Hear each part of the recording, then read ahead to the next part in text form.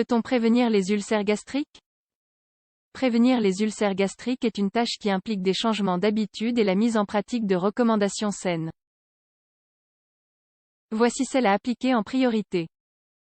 L'ulcère gastro-duodénal est assez fréquent et, par ailleurs, on observe un taux élevé de réapparition du trouble parmi les patients.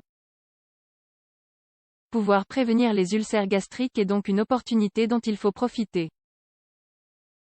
Un faible pourcentage des patients qui souffrent de cette maladie peuvent présenter, en tant que complication, un saignement et une perforation, ce qui implique un risque pour leur vie. Ce sujet est donc à prendre très au sérieux. Que sont les ulcères gastriques? Les ulcères gastriques sont des défauts ou des plaies au niveau de la couche interne de l'estomac ou du duodénum, portion de l'intestin grêle qui se trouve juste après l'estomac. On les appelle aussi ulcères peptiques. Ils se développent et survivent grâce à l'activité acide du suc gastrique. La maladie s'associe par ailleurs à deux principaux facteurs: l'infection bactérienne par Helicobacter pylori et la consommation de médicaments anti-inflammatoires non stéroïdiens, AINS. La majorité des personnes qui ont un ulcère gastrique seront asymptomatiques ou ne manifesteront qu'une dyspepsie. Douleur dans la bouche de l'estomac. Brûlure ou acidité. Intolérance au repas avec des éructations et une distension abdominale. Nausées et vomissements. Les complications de l'ulcère gastrique incluent saignement, pénétration, perforation et obstruction de la sortie gastrique. Elles ont néanmoins diminué par rapport aux décennies antérieures grâce à l'identification et au traitement de H. pylori.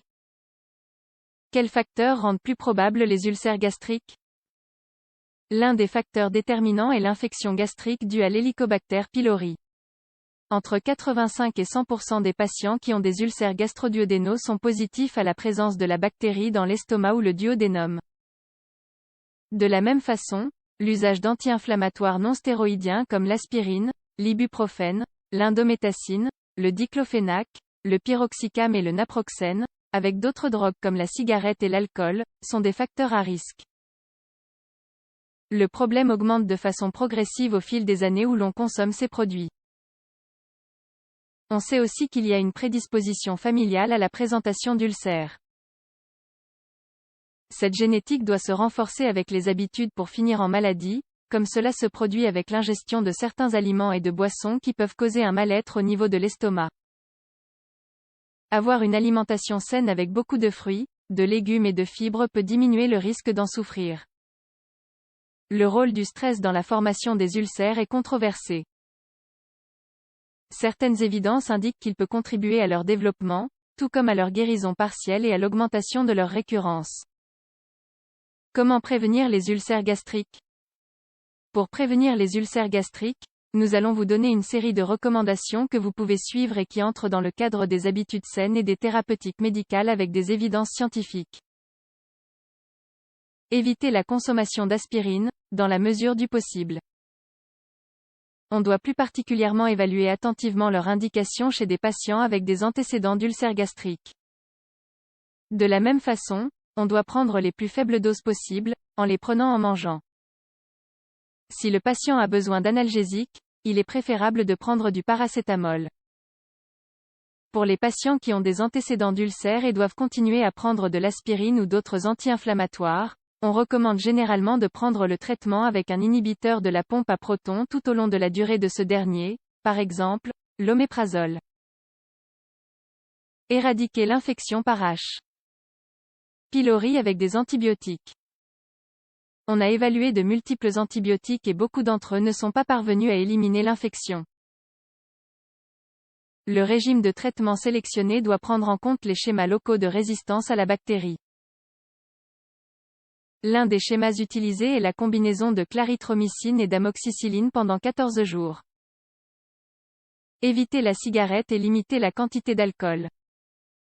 Changer son alimentation, éviter le chocolat, les aliments gras, les fritures, le café, les agrumes et les aliments très épicés. Même si l'on sait qu'ils ne sont pas la cause directe d'ulcères gastriques, ils peuvent l'empirer. Diminuer leur consommation peut donc être une bonne chose. Éviter le surpoids. Les mesures préventives sont importantes pour éviter la récurrence. Les patients qui ont souffert d'ulcères gastriques dans le passé seront aidés par la majorité des mesures de prévention recommandées. Nous devons surtout souligner l'usage des AINS et le tabagisme qui sont à éviter. Par ailleurs, on évaluera bien souvent l'éradication de H.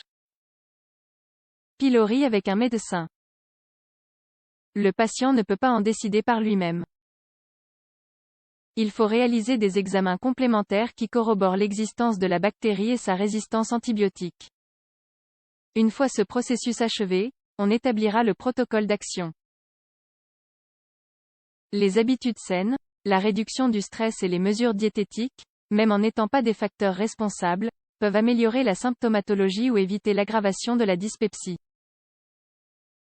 Il n'existe pas de formule magique pour ces préventions, mais il faut néanmoins faire preuve d'engagement et de persistance au niveau des changements à appliquer.